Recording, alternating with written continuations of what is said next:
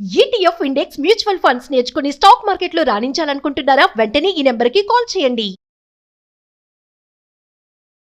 నమస్తే రమ్మగారు. నమస్తే జీ. రమ్మగారు, ఏదైనా ఒక పెద్ద స్టోరీ, పెద్ద కథ, రకరకాల మలుపులు, ట్విస్ట్లు, ఇంట్రెస్టింగ్లు చెప్తాం. పూర్వం గంగా నదీ తీరంలో కనకతటం అనే ఒక రాజ్యం ఉండేది. దానికి కనకవర్షుడు అనే ఒక ప్రభు ఉండేవాడు. ఈయన సర్పం వాసుకి, అనంతుల్లో వాసుకి సర్పం లేరు, ఆ నాగరాజు యొక్క మనవడట. ఆహా. నాగరాజుకి భూలోకంలో పుట్టిన ఒక కుమారుడి యొక్క కొడుకు. ఇక్కడ రాజ్యం చేసేవాడు. ఆయన చాలా అందగాడట, ఎంత బాగుండేవాడు.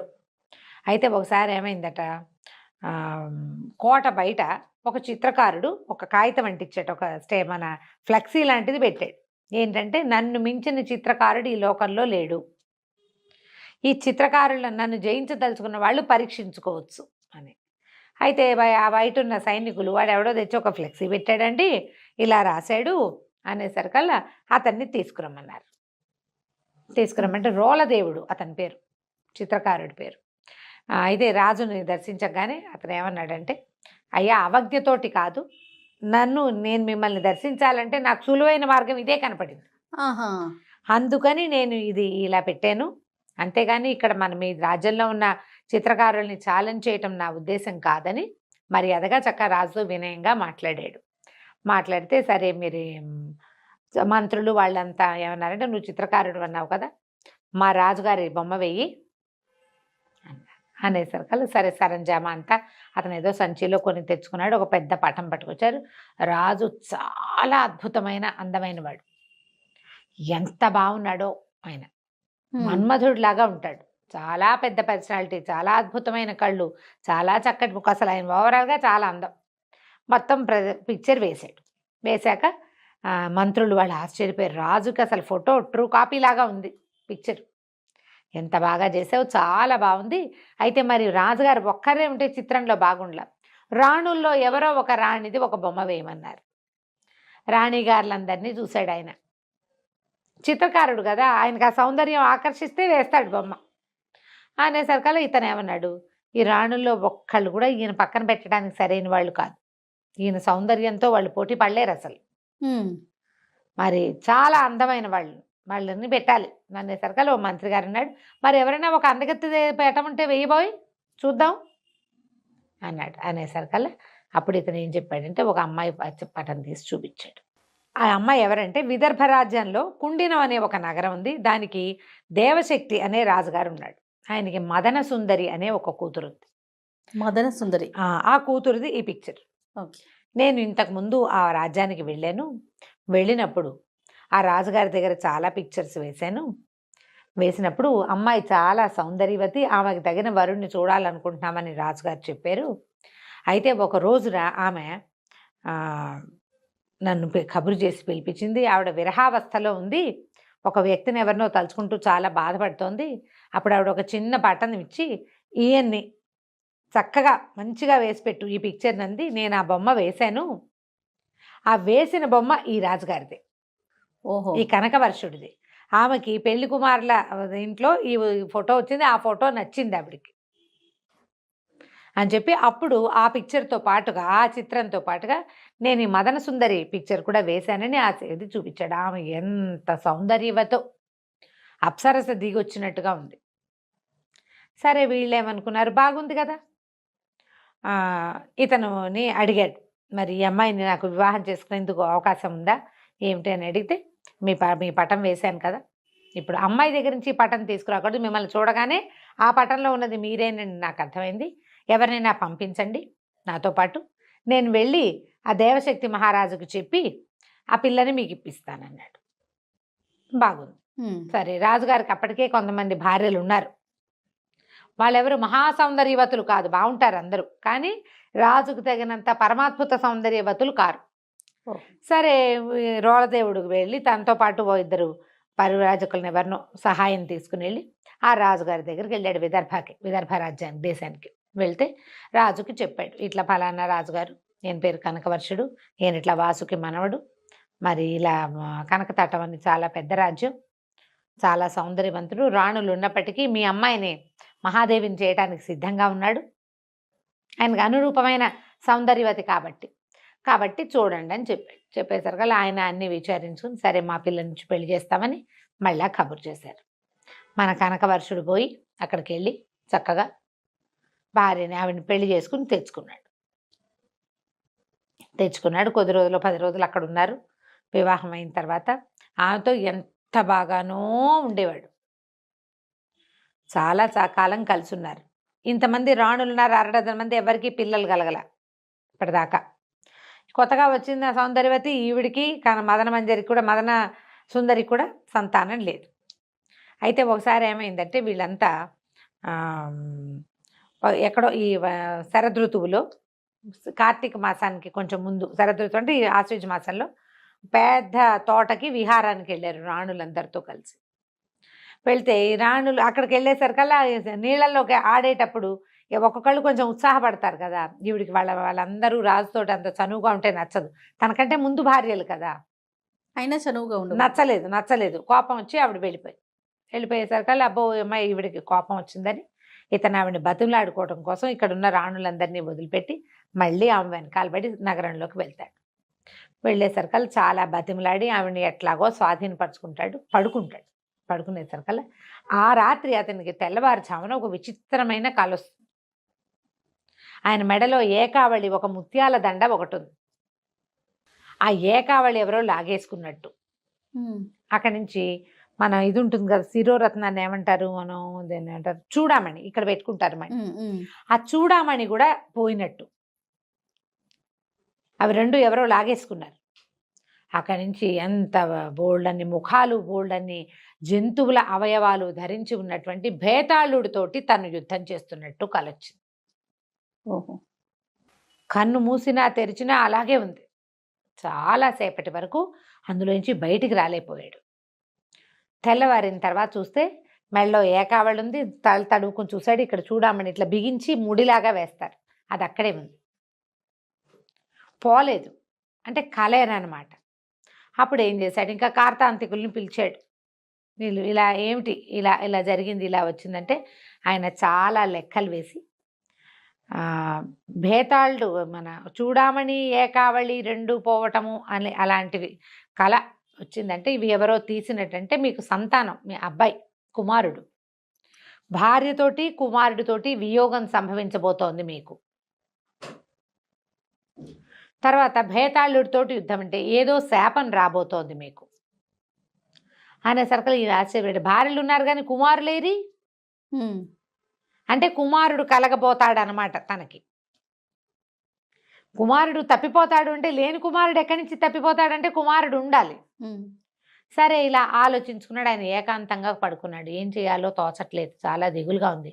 అప్పుడు ఆయనకి తట్టింది, నాకు చాలా వయసు వచ్చింది, ముందు వివాహాలు అయ్యి చాన్నాళ్ళైంది, కొత్తగా ఆయన వివాహం కూడా 1-2 ఏళ్ళు దాటిపోయింది, ఇంకా భార్యా వ్యామోహం తగ్గలేదు, సంతానం లేదు, ఏం చేయాలి సంతానం కోసం ఆలోచిస్తుంటే ఒక్క మెరుపులాగా ఒక కదలిక కనపడింది. ఒక ఆవిడ వచ్చింది. ఈవిడ నాయన జయం కలుగా కానీ దీవించింది. ఈవిడ ఎవరట, వాసుకి యొక్క కుమార్తె, ఈయనకి మేనత్త. ఆమె పేరు రత్నప్రభ. నువ్వేం దిగులు పడదు, నువ్వు ఇలా తలుచుకుంటున్నావు, నీ రక్షణ కోసం నా తండ్రి నన్ను ఎప్పుడూ చెప్పాడు, మా వాడు దిగులుగా ఉన్నప్పుడు, చింతాక్రాంతుడుగా ఉన్నప్పుడు చూడమని. ఇప్పటికి వచ్చింది నీకు అవస్థ, నీకోసం వచ్చాను. నీకు సంతానం కలగాలంటే కుమారస్వామిని ప్రార్థించాలి. ఈ కుమారస్వామిని ప్రార్థించడం అంటే చాలా కష్టం. ఆ అరణ్యంలోకి వెళ్ళిపోవాలి, నైమిషారణ్యమో ఏదో ఒక వింధ్యాటవిలోకి వెళ్తే కుమారుణ్ణి ప్రార్థించేటప్పుడు ఆయన ఏం చేస్తాడు, కుమారస్వామి కుమారధార అంటారట, పెద్దగా ఫోర్స్గా నెత్తి మీద నీళ్లు పడతాయట కుమారస్వామి అనుగ్రహించేటప్పుడు. ఇక్కడ 2-3 కథల్లో ఇది చెప్తారు, కథా చరిత్సాకరంలో. ఆ ధారని మామూలు సామాన్య మానవుడు సహించలేడు. ఆకాశం నుంచి పడతాయి నెత్తి మీద నీళ్లు. ఏదైనా అసలు షవర్ లాంటివి సడన్గా పడితేనే హడిలిపోతాం. జలపాతాల కింద తలుంచడం చాలా టెన్షన్గా ఉంటుంది. ఆ కుమారధారని తట్టుకోవాలి, తపస్సుకి కూడా కష్టం. కాబట్టి నేనేం చేస్తానంటే నీ శరీరంలో చొచ్చి ఉంటాను, ఎందుకంటే నాగులు కామరూపులు నీ శరీరంలో ఉంటా, నువ్వు అడవిలో కష్టాన్ని అనుభవించగలుగుతావు, నేనున్నాను కాబట్టి నా శక్తి వల్ల. కుమారధారని కూడా సహించగలుగుతావు, కుమారస్వామిని ఒక కుమారుణ్ణి ఇవ్వమని కోరుకో, నీకు పుత్ర సంతానం కలుగుతుంది అని చెప్పేసరికి ఈయన వెంటనే సరే అనుకుని సంతానం కోసం తన తపస్సుకు వెళ్తున్నానని చెప్పి తన రాజ్యాన్ని భార్యలని అన్ని మంత్రులు కట్టుదిట్టం చేసి మంత్రుల చేతిలో పెట్టి కాలినడకన వింధ్యాటవికి బయలుదేరాడు. అటవీ మార్గంలో చాలా కష్టము, ఇబ్బంది సబ్బంది చాలా ఉన్నాయి. అయితే శరీరంలో చొచ్చి ఉన్నటువంటి ఆ నాగ శక్తి వల్ల ఆయనకి ఏమి ఇబ్బంది కలగల. అలాగే వెళ్ళిపోయాడు. అక్కడి నుంచి అఖండంగా తపస్సు చేయటం మొదలుపెట్టాడు. తపస్సు సిద్ధించేసరికల్లా ధార పడుతుంది. కుమారధార నెత్తి మీద పడ్డం మొదలుపెట్టింది. పైనుంచి నీళ్లు పడిపోతున్నాయి. అయితే ఈ లోపల ఉన్న నాగుల యొక్క సహన శక్తి వల్ల పడగలు బలంగా ఉంటాయి కదా, దీనివల్ల ఇతను అలా నిలబడి ఆ శక్తి ఆ నీటిని తట్టుకున్నాడు.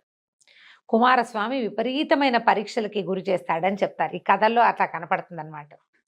తన అన్నయ్య అయినటువంటి గజాననుని ప్రోత్సహించాడు, వీడిని టెస్ట్ చేయమని భక్తుడు. చేయమంటే ఈ తపస్సు చేసుకుంటున్న వాడి దగ్గరికి పెద్ద మహానాగం ఒక పెద్ద సర్పం ఫుత్కారం చేస్తూ వచ్చింది. ఈయన సర్పానికి కూడా భయపడలే, ఎందుకంటే లోపల సామాన్య మానవుడే అయితే భయపడతాడు. అవును, మనం ఒక తల పామును చూసి ఉలిక్కి పెడతాం, 10 తలల శేషుణ్ణి చూస్తే హడిలిపోతాం కదా. కానీ అతను హడలలా లోపల ఉన్న నాగశక్తి వల్ల. అక్కడి నుంచి వినాయకుడు పరీక్షని పెంచి తానే స్వయంగా గజరూపాన్ని దాల్చి ఎదురు రొమ్ములో కుమ్మేసేట. అయినా సరే తగ్గలేదు. ఈయన వెనక్కి వెళ్ళక తనకి పరీక్షలు సంభవిస్తున్నాయని తెలుసుకుని నన్ను కరుణించమని వినాయకుడిని కూడా ప్రార్థించాడు. దాంతో వీడు గట్టి భక్తుడేనని సర్టిఫికెట్ ఇచ్చేసి వినాయకుడు వెళ్ళిపోయాడు. కుమారస్వామి చాలా సంతోషంగా ప్రత్యక్షమయ్యాడు. కుమారుడు అంటే బాలుడు కదా, బ్రహ్మచారి. ఈయన ఆ బ్రహ్మచారి స్వరూపంలో ప్రత్యక్షమై, ఏమిటి నాయనా నీ కోరిక అంటే, నాకు ఇట్లా చాలామంది భార్యలు ఉన్నారు, కుమారుడిని ప్రసాదించు, నా రాజ్యానికి ఉత్తరాధికారి లేడు అని ప్రార్థించాడు. ప్రార్థిస్తే తప్పకుండా నా దయ వల్ల నీకు కుమారుడు కలుగుతాడు అని చెప్పి వెళ్ళిరమ్మన్నాడు. వెళ్ళిరమ్మంటూ కుమారస్వామి ఏమన్నాడు, ఆయన ఆ వింధ్యాటవిలో ఒక దేవాలయంలో ఉంటాడు, లోపల ఉన్నాడు ఒక భవనంలో. లోపలికి వెళ్తూ గర్భంలోకి ప్రవేశించు, ప్రసాదం తీసుకెళ్దుగానని చెప్పాడు గర్భగుడిలోకి. సరే ఇతను ఏం చేశాడు, అలాగేనని ఎప్పటి నుంచో తపస్సులో ఉన్నాడు కదా, కాళ్ళు చేతులు మొహం కడుక్కుని దేవాలయ ప్రవేశం ఆ గర్భాలయ ప్రవేశం చేయబోయాడు. అయితే ఈయన శరీరంలో దాగి ఉన్నటువంటి నాగశక్తి స్త్రీ కదా, ఆవిడ ఇలా కుమారస్వామి ఎదురుపడడానికి భయం. ఆ గర్భంలోకి వెళ్ళటము అంటే ఆయనకి ఎదురుపడాల్సి వస్తుందని ఆమె తొలగిపోయిందట, పక్కకి వెళ్ళిపోయింది. రత్నప్రభ వెళ్ళిపోయేసరికల్లా ఈ సామాన్యంగా మానవీ శక్తితోటే గర్భాలయ ప్రవేశం చేశాడు కనకవర్షుడు. లోపలికి వచ్చినటువంటి వాడు ఇందాక తను చూసినటువంటి ప్రచండ భక్తుడుగా కాకుండా సామాన్య మానవుడిగా తెలిసాడు కుమారస్వామికి. ఆయనకి వెంటనే వీడు ఏం చేసి తనని ఇంప్రెస్ చేశాడో అర్థమైపోయింది. ఆయన లోపలున్న నాగశక్తిని అప్పుడు ఆయన చూడలా, ఇప్పుడు చూసేశాడు. చూసేసి, నువ్వు కపటం చేసావు కాబట్టి, ఏ కోరికతోటి నువ్వు నా దగ్గరికి వచ్చావో ఆ కుమారుడు ఏ మహాదేవి యందు నీకు సంతానం కలుగుతుందో ఆమె నీకు దూరం అయిపోతారు అని శాపం ఇచ్చాడు. ఇచ్చేసరికల్లా ఇతను భయపడి పాదాలు పట్టుకున్నాడు, నన్ను రక్షించు, కరుణించు, ఇట్లా ఆవిడ నా మేనత్తే, నాకు ఇలా సహాయం చేసింది అని చాలా బతిమలాడాడు. బతిమలాడితే ఆయన ఏమన్నాడు, సంవత్సరం పాటు వియోగం తప్పదు, భార్యా వియోగం పుత్ర వియోగం తప్పవు, అయితే ఏడాదికి పరిమితం చేస్తున్నా, 3 మరణగండాలు తప్పించుకుంటేనే నువ్వు వాళ్ళని చేరగలుగుతావు అని చెప్పాడు. ఇది ఇప్పుడు ఏకావళి చూడామణి పోయినాయి. ఏకావళి అంటే భార్య, చూడామణి అంటే కొడుకు, వీళ్ళు మిస్ అయిపోతారు. బేతాళుడితో యుద్ధం చేస్తున్నట్టదేమో ఇలా 3 మరణగండాలు. ఇంకేం చేస్తాడు, పరమ దుఃఖంతో బయటకు వచ్చాడు. సంతానం కలుగుతుంది, కానీ భార్య కుమారుడు ఏమవుతారో, కుమారస్వామి చెప్పిన మాట తప్పుతుందా, దుఃఖంతో ఇంటికి వచ్చాడు. కానీ కొంతకాలానికి ఈ మహాదేవి అయినటువంటి అమ్మాయి మన మదన సుందరి గర్భవతి అయింది. ఎంతో సంతోషంగా పురజనులంతా కలిసి ఆవిడకి సీమంతాలు ఉత్సవాలు అన్నీ జరిపించారు. పుట్టింటి వాళ్ళు వచ్చారు, సవతులంతా సంతోషించారు. రాజ్యానికి ఉత్తరాధికారి వస్తున్నాడని పరమ సంతోషంగా ఉన్నారు. సరే గర్భవతి అయింది, నెలలు నిండినాయి, చక్కటి పిల్లవాడు పుట్టాడు. ఈ పిల్లాడి పుట్టిన తర్వాత 5 రోజులు గడిచింది. 6వ నాటి సాయంకాలం పిల్లవాడికి పాలిస్తోంది ఈవిడే. ఒక తటిల్లతలాగా ఒక స్త్రీ లోపలికి వచ్చింది. రావటం ఏమిటి, ఆ తల్లి ఒళ్ళో ఉన్న పిల్లాడిని లాగేసుకుంది, పరిగెత్తింది.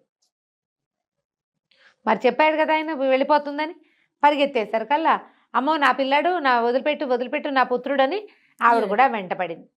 వెంటపడేసరికి పరిగెడుతుంటే అందరూ చూస్తూనే ఉన్నారు. ప్రచండ వేగంతో పరిగెత్తేస్తున్న ఒక ఆవిడ, అవెవరో తెలీదు, పిల్లాడిని ఎత్తుకు పరిగెడుతోంది. రాణిగారు ఆ వెనకాల పరిగెడుతోంది. ఆవిడ పరిగెత్తుకుంటూ వెళ్ళి కమలాలతో నిండిన ఒక పెద్ద చెరువులో పిల్లవాడితో సహా దూకేసేసరికల్లా రాణిగారు ఆవేగంతో, మామూలుగా పరిగెత్తలేదనుకో, చూస్తోందనుకో, నా పిల్లాడని గట్టు మీద నుంచు నేను, కానీ ఆవిడ ఒక పరిగెడుతోంది కదా, ఆ ఉద్వేగం ఆపుకోలేక ఆవిడ నా పిల్లాడో అని ఆ నీళ్ళలోకి దూకేసింది. ఎంత గాలించినా రాణి కానీ పిల్లవాడు కానీ ఇక ఆ నదిలో ఆ చెరువులో దొరకల. రాజు పిల్లాడు, అదే రాజు రాణి పిల్లవాడు వెళ్ళిపోయారు. రాజు పిచ్చివాడైపోయాడు. ఆ భార్యని వదిలిపెట్టి ఉండలేడు ఆయన, కుమారుణ్ణి ఇంకంతే. ఇప్పుడు 3 మరణగండాలు దాటాలి. ఈయన రాజ్యంలోనే కూర్చుంటే మరణగండాలు ఎట్లా దాటుతాడు? మళ్ళీ కుమారస్వామి కోసమో ఎవరో ఒకళ్ళ కోసం ప్రయత్నం చేయడం కోసం ఎక్కడ ఈ సమస్యకి సమాధానం లభిస్తుందో తెలియక రాజ్యాన్ని విడిచిపెట్టి అడవుల్లో పడ్డాడు ఈయన. అడవుల్లో పడి తిరుగుతున్నాడు ఆయన, ఏమీ తోచక. పాపం వెళ్తుంటే ఏమైంది, ఒక్కడే వెళ్తున్నాడు, ఒక సింహం ఈయన మీద పడింది. మామూలుగా రాజు అనే సర్కల్ ఒక అత్తి కటారు, సూర్య కటారి, ఏదో చిన్నది పిడిబాకో ఏవో ఒకటి ఉంటాయి ఆయుధాలు. ఏ ఆయుధము లేదు ఆయన దగ్గర. ఎందుకంటే ఆయన వేటకి రాలేదు, పౌరుష ప్రదర్శన లేదు అక్కడ, ఒక నిస్సహాయ స్థితిలో తిరుగుతున్నాడు. ఇక ఈ సింహం వచ్చి పడేసరికల్లా అయిపోయాను అనుకుంటే ఈ లోపల ఏమైంది, తటాలున ఎక్కడి నుంచో వచ్చినటువంటి ఒక యోగి ఈ సింహాన్ని 2 ముక్కలుగా కోసేసాడు, కత్తి పెట్టి కొట్టేశాడు. సింహం పక్కకు పడిపోయింది. ఈయన ఆశ్చర్యపోయాడు. ఆయన ఎవరో, నువ్వు మహానుభావుడివి, నన్ను రక్షించావు, లేకపోతే నేను ఈ గండం తప్పేది కాదు, చచ్చిపోయేవాడిని నేను. ఆ పైగా ఈయనకి ఓపిక లేదు, సింహాన్ని ఎదిరించి పోరాడే సత్తా కూడా లేదు. అప్పుడు ఇతను ఏం చెప్పాడంటే, అయ్యా మీరు నన్ను గుర్తించలేదు, ఒక శ్రమణకుడిని ఇదివరకటి కాలంలో మీరు చేసిన సహాయం వల్ల నాకు ఇబ్బంది తీరిపోయింది, నాకు విద్యాధరత్వం సంప్రాప్తిస్తుందని ఈ అడవికి వచ్చి తపస్సు చేసుకుంటున్నాను, మిమ్మల్ని రక్షించాక నాకు విద్యాధరత్వం వస్తుందని నా గురువు చెప్పాడు, నేటితో నా శాపం కూడా తీరిపోయింది, నీ వల్లే నేను రక్షించబడ్డాను అని చెప్పి, నాకు ఈ శరీరం కూడా పోతుంది, నేను విద్యాధరుణ్ణి అయిపోయి నా దారిని నేను వెళ్ళిపోతానన్నాడు. అనేసరికల్లా అప్పుడు ఈయన కనకవర్షుడు తనకి వచ్చినటువంటి ఇబ్బంది, ఈ పరిస్థితి గురించి చెప్పాడు. చెప్పేసరికల్లా నాకు ఎక్కడ దొరుకుతుంది, నా భార్య ఎక్కడ దొరుకుతుంది, నా పిల్లాడు ఎక్కడ దొరుకుతాడంటే, ఈయన ఏమన్నాడంటే, వింధ్యవాసిని సేవించు. వింధ్యవాసిని అనేది అమ్మవారు, వింధ్యాటవిలో కొండ మీద పైన ఉంటుందట ఆమె. వింధ్యవాసిని సేవించు, ఆమె ఈ కుమారస్వామి యొక్క శాపాన్ని తప్పించగలదు. ఆయన శపించాడు నేను, ఆ శాప విమోచనం లభిస్తుంది, లేదా సమాధానం లభిస్తుంది, నీ భార్య పిల్లాడు ఎక్కడున్నారో తెలుస్తారు ముందు మనకి అని చెప్పాడు. చెప్పేసరికల్లా సరేనని అక్కడి నుంచి ఈ వింధ్యవాసన కోసం బయలుదేరి వెళ్ళేసరికల్లా వింధ్యాటవిలో విపరీతంగా ఏనుగులు 4 దంతాలు ఉంటాయి అక్కడ. అయితే ఏమైంది, ఆ అడవిలో ప్రయాణిస్తూ ఉంటే ఆ అడవిలో ప్రయాణాలకి ఒక్కళ్ళే ఎప్పుడు వెళ్ళరు. ఎప్పుడు కూడా లోకశాస్త్రం ఏంటంటే, అడవిలో వెళ్ళేటప్పుడు 4 కలిసి వెళ్ళాలి. ఒక్కళ్ళే వెళ్ళేటప్పటికి వీళ్ళకి దాని పైగా వాటిని ఎట్లా బీట్ చేయాలి, అడవిలో జంతువుల ప్రవర్తనలు అవి తెలియ. వేటకెళ్ళేటప్పుడు రాజులు కూడా ఏం చేసేవాళ్ళు, ప్రత్యేకంగా వేట కుక్కలు, వేటగాళ్ళు, అడవి ఆనుపాను తెలిసిన వాళ్ళు, ఇవి ఏనుగులు సంచరించే మార్గమా, పుల్లు సంచరించే ప్రదేశమా, ఎక్కడ లేళ్ళు ఉంటాయి, ఎక్కడ దుప్పులు ఉంటాయి, అది తెలిసి ఉంటారు. ఈయనకేం తెలుసు, గుడ్డెద్దు చేలా పడ్డట్టు వెళ్ళిపోతున్నాడు. ఏనుగులు సంచరించే ఒక మార్గంలోకి వెళ్ళిపోయాడు. వెళ్ళిపోయేసరికల్లా ఒక ఆడ ఏనుగు వెనకాల పరిగెడుతున్నటువంటి ఒక మగ ఏనుగును ఢీకున్నాడు. కాస్తుంటే చంపేసేదే, ఆ 4 దంతాలకి చిక్కితే చాలా ప్రమాదం అయ్యేది. అది తన తొండంతో చుట్టి విసిరేసేసింది. ఈయన అదృష్టం బాగుండి కొమ్మలకు ఇరుక్కుని బతికేశాడు. రెండోసారి గండాన్ని తప్పించుకున్నాడు. అక్కడి నుంచి ఏమైంది, ఇంకా ముందుకు వెళ్తూ ఉండగా శబర వాళ్ళు, అది శబర జాతి వాళ్ళు ఇవన్నీ పట్టేసుకున్నారు. ఈ ఏనుగు తర్వాత తప్పించుకోగానే వాళ్ళకి దొరికేశాడు. వాళ్ళు వలలేసి పెడతారు, ఎవరైనా మానవులు దొరికితే అని పట్టుకుంటారు. పట్టుకున్న తర్వాత తీరా చూస్తే ఇది సర్వలక్షణ శోభితంగా ఉన్నాడు. ఈయన చాలా అందగాడని చెప్పుకున్నాం కదా. ఇప్పుడు ఏదో అన్నం తినక, ఆహారం సరిగ్గా తీసుకోకపోయినా, అలంకారాలు లేకపోయినా సహజసిద్ధమైన సౌందర్యం ఎక్కడికి పోతుంది? వాళ్ళేమనుకున్నారు, ఇంత లక్షణంగా ఉన్నాడు, ఈయన్ని అమ్మవారికి బలిద్దాం అనుకున్నారు. బలి చేయాలి మరి. బలి ఇవ్వడానికి వేళ్ళు కాళ్ళు అన్ని చూసారు, ఎక్కడా దెబ్బలు గాయాలు లేవు, అన్ని అవయవాలు సరిగ్గా ఉన్నాయి. శబరలు పట్టేసుకున్నారు. సవర శబర ఇలా రెండు పేర్లు వేరువేరుగా ఉంటాయి. ఇప్పుడు సవరలు అంటారు, శబర జాతి అదొక కోయ జాతి అనమాట. అక్కడి నుంచి ఈ శాంబరి మంత్రం అలాంటివి వింటూ ఉంటాం. అవును. ఈ శబర వాళ్ళు పట్టేశారు, పట్టి ఇతను పట్టుకుపోయారు, ఒక చోట కట్టేశారు. తర్వాత వాళ్ళు పూజకి అన్నిటికీ ఏర్పాట్లు చేసుకున్నారు. ఏర్పాట్లు చేసుకుని ఈయన్ని బలి ఇవ్వడానికి సిద్ధం చేశారు.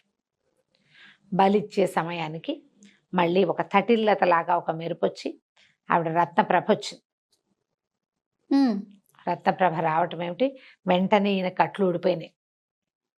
ఈయన వాసుకి యొక్క మనవడని తెలుసుకున్న శబర రాజు కూడా, అయ్యో మీరు మాకు చాలా సహాయం చేశారు ఎన్నోసార్లు నాయన. సర్పాలు నాగులు శబరలకి స్నేహంగా ఉంటారు. అడవుల్లో ఉండే చోట సర్పాలు వాటి దారిన పోతాయి. వీళ్ళ దగ్గర నాగ మంత్రాలు కూడా ఉంటాయి, నాగ మణులు ఉంటాయి. నాగులే వీళ్ళకి స్వయంగా మణులు ఇచ్చినవి కూడా జరుగుతాయి. ఎక్కడైనా పొరపాటున పాములు కాటేస్తే వాటికి ప్రత్యేకమైన మూలికలు సమాధానాలు ఉంటాయి. వాళ్ళకి ఆ రెండు జాతులకి స్నేహం ఉంటుంది.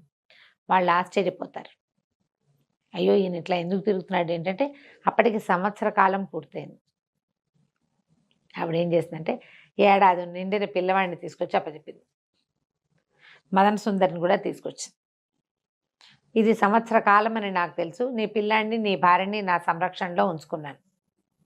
వీళ్ళు ఎక్కడికో అయిపోయే బదులు ఇప్పుడు నా వల్లే నీకు ఈ శాపం వచ్చింది. సంతానం ఈవిడ వల్లే కలిగింది పాపం. అదే, కానీ ఆవిడ శక్తి ఉండటం వల్లే కుమారస్వామికి నచ్చలేదు. మనిషి తన తపోబలంతో తనని జయించాలని కోరుకుంటాడు భగవంతుడు. దానికి దైవశక్తి తోడవకూడదు. మానవుడు తన భక్తితోటే సాధించాలి. దాంతో మళ్ళీ భార్యని కుమారుణ్ణి ఈయనకు అప్పచెప్పింది. ఈయన వాళ్ళిద్దరిని తీసుకుని పరమ సంతోషంతో మళ్ళీ తన ఊరికి చేరుకున్నాడు. కనుక వర్షుడు చక్కగా కుమారుడికి చక్కగా ఇంకేదో వర్షుడు పెట్టారు, ఏం పెట్టాడో గుర్తులేదు, ఏమిటో మర్చిపోయాను, స్వర్ణవర్షుడు అలాంటిది ఏదో ఒక పేరు పెట్టి పిల్లని పెంచుకున్నాడు. ఆ తర్వాత మిగిలిన రాణులకు కూడా సంతానం కలిగింది. తర్వాత కాలంలో ఆయన చాలా సుఖంగా సంతోషంగా ఉన్నాడు. ఏడాది పాటు ఆయనకు వచ్చినటువంటి ఈ శాపాన్ని తన మేనత్త సహాయంతో గడిపేసుకున్నాడు. 3 గండాలు జయించాక భార్యా కుమారుడు లభించారు. కథ కంచికి మనం